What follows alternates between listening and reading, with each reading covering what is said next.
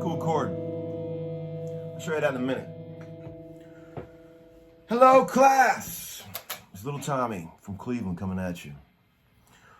Rare afternoon off today for me. Very rare afternoon off. I got a session at 2 o'clock at the castle today, but I had the morning to myself. So I thought I'd bust out the white Strat and play some crazy delay music. But yeah, I hope everybody's doing good out there. Been pretty busy lately, man. Did that 3-day session that I talked about in that session update, and that was fun. And things are moving right along in record land. The Trip the Witch record I'm making with Dean DeLeo is in mastering. We got a cover picked out, and it's gonna be great. And my little album, I heard a couple mixes back from that already, and it's turned out really good. I'm very excited, very happy with what's going on. Shouldn't be too long on either one of those. You guys are gonna be sick of me and my records coming out. Let's see, we got a hot stuff in the VCB today, real hot stuff. Oh, I got my Barrytown Studios shirt. My old friend Gus Berry, who used to live in Nashville, but he moved far away. He was a producer years ago on a record I played with a girl named Liz Longley. You ever heard of her? She's amazing. But hey, Gus, what's up, dude? Let's see, what do we got? I'm going to resurrect the VCB because it's been a long time. One guy said, hey, Tom, what are your thoughts on the new Elon Musk Tesla Cybertruck?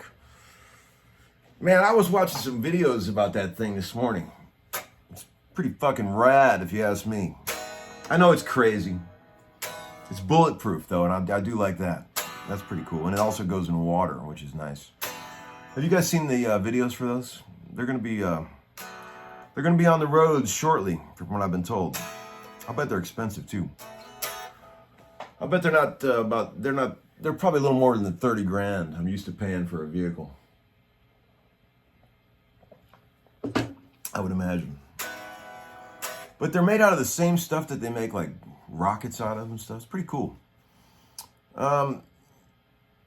It makes a statement at a red light, that's for sure, when you pull up in one of those.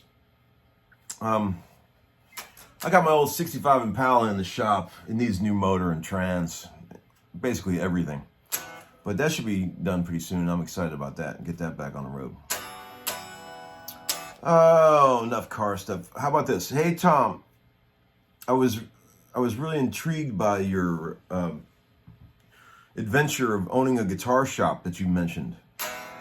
Can you tell us more about it? Well, that was years ago. I got pretty fried on the session thing, and I retired for a little while, and I opened this little music store.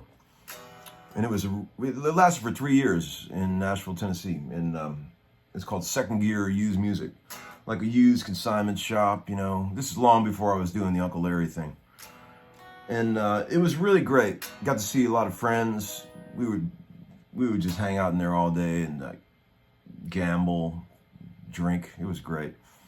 I miss it. But I remember one, I don't know if I mentioned this already, but I'll mention it again.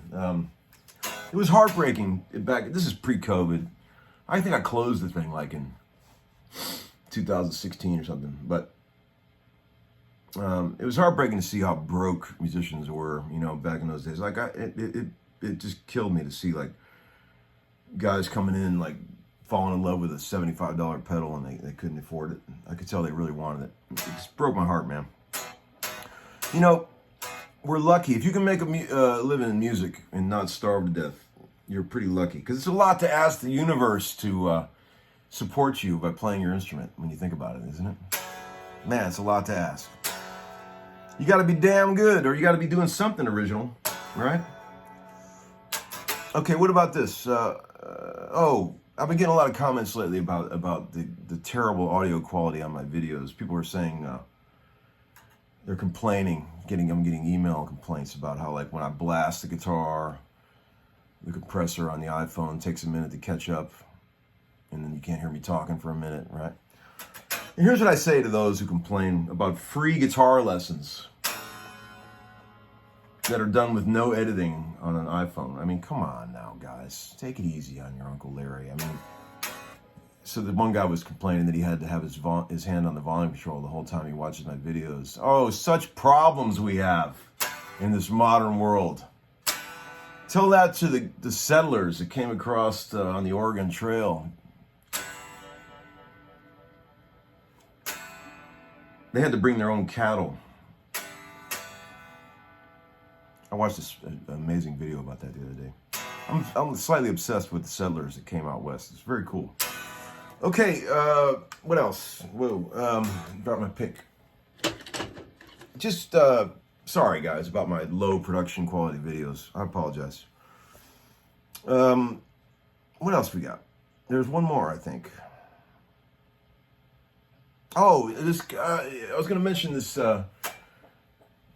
this crazy guy named Pat sent me this email, and he had taken one of my instrumental things that I put up as one of my videos, and he sang this amazing stuff over it. And I was almost afraid to listen to it at first. You know how, like, you're just like, oh God, he put lyrics to one of my things, and I listened to it and I was immediately blown away by it. I'm not encouraging all you guys to start doing that. I thought it was very cool that this guy did that, and he did a very amazing job of coming up with some unique stuff. And Pat, just wanted to say thanks, dude. That was really, really cool, man. And you never know, that might end up as a hidden track on the Uncle Larry album. You never know. There's some crazy chords I was playing. Well, I was on the session yesterday that I was at. The guy Dave Haas that I was working for, we got in this conversation, me and him and another guy, and he was asking me about chords, you know, and he was saying, how do I make my chords more interesting in my songs? And he was asking me what some of his chords were, you know, because he didn't really know the theory behind them and everything. So we got off on this long Uncle Larry, went into full Uncle Larry mode and started explaining how chords work and all this, and little things you can do to spice up chords, and I started thinking, man, I should share this with you guys as well. So Dave's already seen all this shit, but I was talking about I call it the Bluebird 6 minor chord, and the Bluebird is a famous. Sometimes I crack myself up with my dumb things that I say. The Bluebird is a legendary club here in Nashville. It's been around forever, where songwriters play, and the captive audience is encouraged not to make any noise at all while these people are playing their delicate songs, right? Which goes against everything I stand for as a human being. I like to drink and get loud, and I can't stand having to be quiet when I'm watching some other shit. So I don't go there. But I do respect the club and everything that everything, you know, it encourages songwriters. But what happens at the Bluebird is you get a lot of people that play these types of chords, right? They'll be playing like in the key of, they'll put a capo on, right? Let me turn some of this delay and shit off so you can actually hear what I'm playing. They'll play like, you know, let's say they're in the key of E, which is, you know, the D shape is their root, right? But they got the capo on the 2nd fret, so it's an E, right? Okay? And their 4 chord is G, and their 5 chord is A, right? Really A and B, if you consider the capo. I'm just talking about the shapes, right? And the 6 minor chord would be this, which, you know, is a B minor shape, but it's really a C sharp minor when you got the capo on the 2nd fret, right? But sometimes they get a little lazy and they'll only use 3 fingers to play that 6 minor chord. And they'll choose to leave the middle string, the G string, open. And it creates a very cool half-step rub. All right, so that...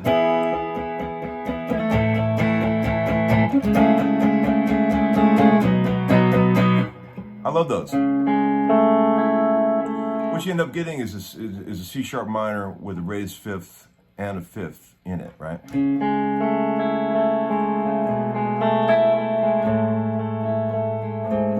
Works all the way down.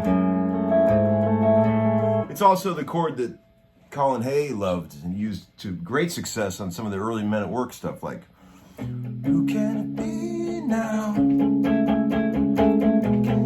So you got, right? He also used it on I Can't Get to Sleep, Think About the Implications.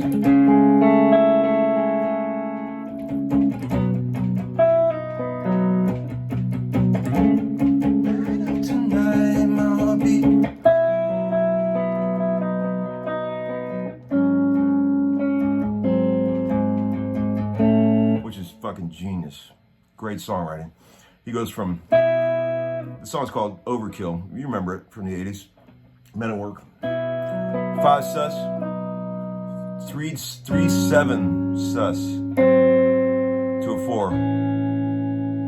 Oh, that pulls on the heartstrings of the Uncle Larry. But that's a cool chord.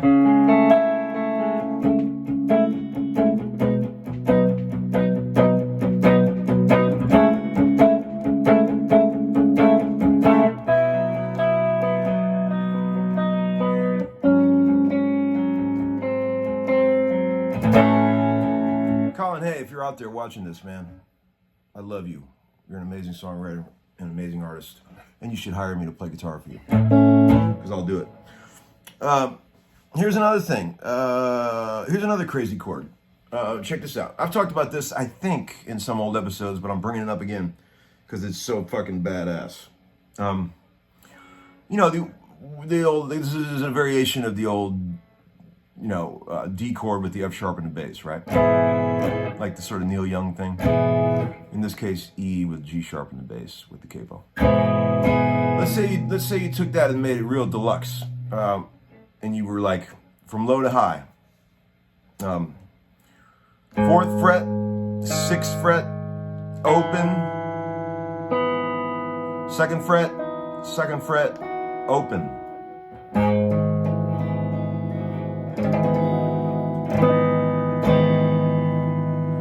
It's like an E major 7 over G sharp. And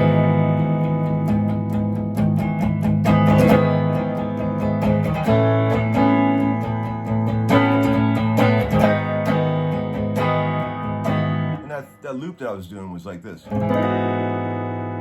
which is a very similar chord to this. I started goofing with that at a session yesterday, playing that in between songs, and the drummer Chris Paul, he goes, "Yeah, it sounds like Daft Punk."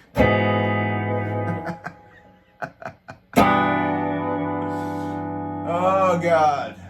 All right, back to work I go. So just wanted to check in and say hey to you guys. What else? Stay tuned for the Trip to Witch album and the Uncle Larry album, and thanks for watching, guys. I appreciate it. Bye-bye.